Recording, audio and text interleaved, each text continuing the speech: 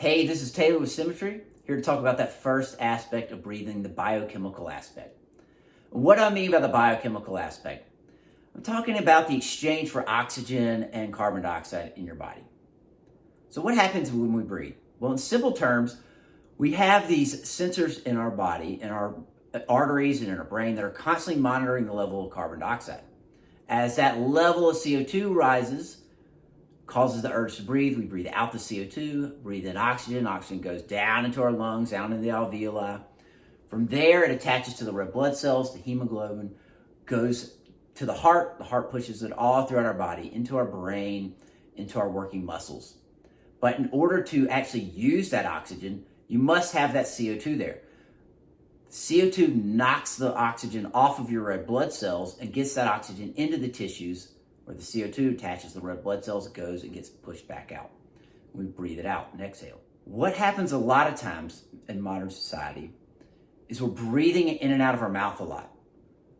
And when we do that, we're blowing off too much CO2. So we don't have enough to not put that oxygen into our brain and into our working muscles. See, because it's not actually the oxygen you're taking in, it's how much you can actually use. Can you get that oxygen into your cells used for energy? And that's the key here. That's one of the things I want you to remember. It's the need for that CO2 in your body. It's not just a waste gas. It's there as a regulator of your system, and it serves a vital function to actually using the oxygen that you're taking in. If we are over breathing, which we call it chronic hyperventilation is another term, blowing off too much CO2, what that causes is our body to work much harder than it needs to. It causes problems with our cardiovascular system, heart disease, high blood pressure. Heart's having to pump more than it needs to because it's not getting enough oxygen to all of our working muscles in our brain. Brain fog, fatigue are also symptoms of overbreathing. Anxiety, panic, those are there as well. We get panicked when that CO2 rises, especially if we're super sensitive to it because we've blown off too much throughout our day. But less CO2 in our system also causes constriction of our airways and blood vessels and the smooth muscles in our body. So less oxygen is getting out, but it's also causing problems with the digestive system. Heartburn, things like that can unfold. Might also experience some cramping in your body, some muscular fatigue because you're not getting enough oxygen into the system and into those working muscles. And working with clients, one of the biggest things I notice is saying they feel breathless. It's not really that you're not taking in oxygen, it's that you can't handle that CO2 buildup. And you get that breathless feeling like you're not getting enough air. You're just not getting enough air into your tissues because almost everybody has enough air in their blood. Oxygen saturation is around 96 to 98 and is pretty consistent there. So it's not that you're not getting the oxygen in, it's that you're not getting it into your cells. So how do we work on this? Well, the first thing to do is make sure you're breathing in and out of your nose all the time, or at least 99% of the time, especially at rest. That nose provides the proper resistance and balances out that CO2 and oxygen so you're getting more of that oxygen into your system. Also think about as you're breathing going throughout your day, it should just be light, natural, normal breathing.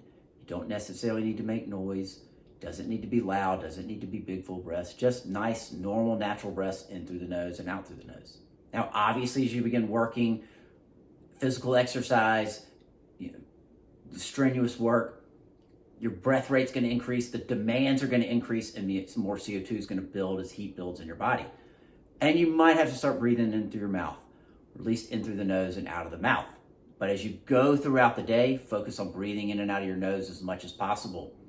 And one exercise I'll give you that you can use on your own is just spend 5 minutes thinking about reducing the amount of air you're taking in.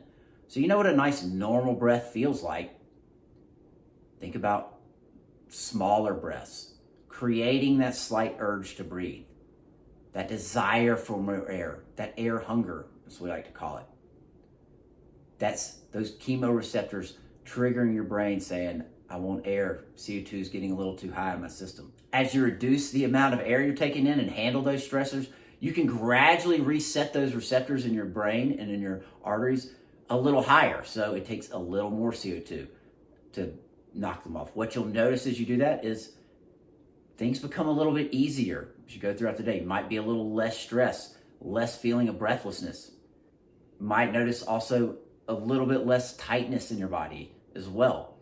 So I want you to take away from this is, one, breathe through the nose the majority of the time. And really think about, it's not necessarily how much air you can take in, but how much air you can get into your working muscles and into your cells. If you want to learn more about this, join us for a virtual class. We do a lot of techniques in our Breathing for Health class on Wednesdays, where we really work on resetting those receptors in your brain and giving you tools that you can use at home anytime to work on this yourself. Have a good day, and